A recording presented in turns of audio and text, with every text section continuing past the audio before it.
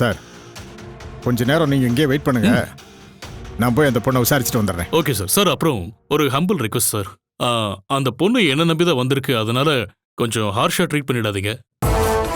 அதோட அடிக்கவும் வேண்டாம் sir please. Don't worry sir. உண்மையிலேயே அந்த பொண்ணு பாதிக்கப்பட்டிருக்கலாம்ல, அதனால நான் பையஸ்டாலாம் நடந்துக்க மாட்டேன். சரி.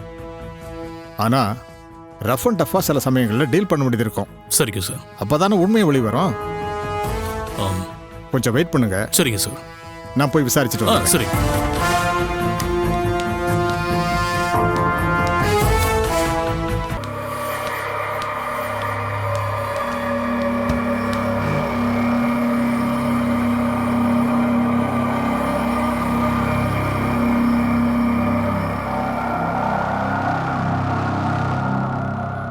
ஏன் இவ்வளவு டென்ஷனா இருக்க?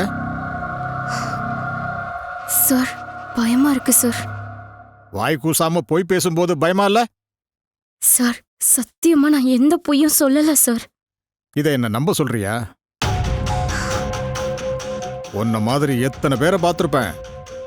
ஒழுங்கா உண்மையை சொல்லிட்டா முழுசா வீடு போய் சேரலாம்.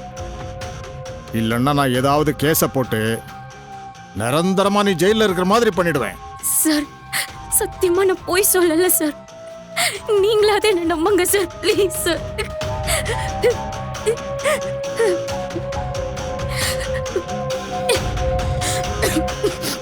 நிர்மலா சார், குடிக்க கொஞ்சம் தண்ணி கொடுங்க. கான்ஸ்டபிள் தண்ணி எடுத்துட்டு வாங்க.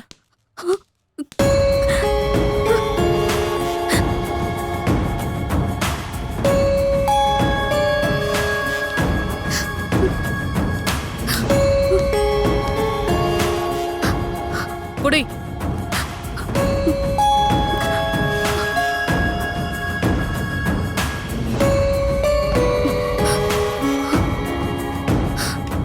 உன் ஊரு? சார் எனக்கு ஊரெல்லாம் கிடையாது சார். என்னது ஊருன்னு எதுவுமே கிடையாதா? ஆமா சார், நான் யாரும் இல்லாதவ. காஞ்சிபுரத்துல இருக்க ஆதரவு இல்லாதவங்க வளர ஆசிரமத்துல தாங்க நான் வளர்ந்தேன். இப்பவும் நீ ஆசிரமத்துல தான் இருக்கியா? இல்ல சார், 18 வயசு வரைக்கும் தான் ஆசிரமத்துல இருக்க முடியும். அதுக்கப்புறம் நானும் என் கூட படிச்ச பொண்ணுங்களும் காஞ்சிபுரத்துல தனியா வீடு எடுத்து தங்கியிருந்தோம் சார்.